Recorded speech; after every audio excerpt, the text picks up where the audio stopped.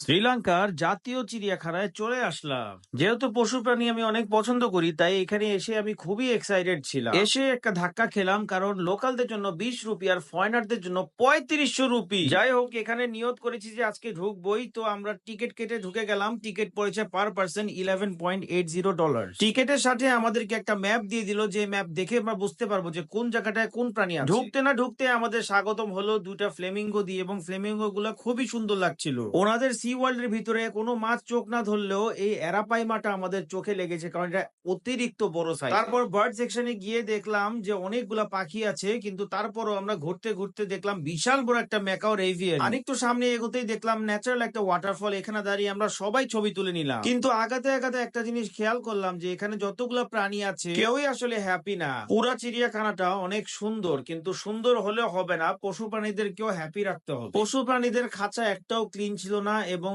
অনেক কাদা ময়লার ভিতরেই সবগুলা প্রাণী হাঁটাহাঁটি করছিল। এটা প্রথমে হয়তো বুঝতে না পারলেও পরে যখন পুরাটুক ঘোরা শেষ আমাদের, তখন আমরা ঠিকই বুঝতে পেরেছি অনেকগুলা প্রাণী অসুস্থ লাগছিল। এবং এই ক্যামেলটাকে দেখলে আপনারা বুঝতে পারবেন যে ক্যামেলটা প্রচন্ড অসুস্থ। যেহেতু আমার হাতে কিছু নাই, তাই আমরা কষ্ট বুকে নিয়ে আমরা তাড়াতাড়ি জু থেকে বের হয়ে গেলাম। ভালো থাকবেন, সুস্থ থাকবেন। আসসালামু আলাইকুম।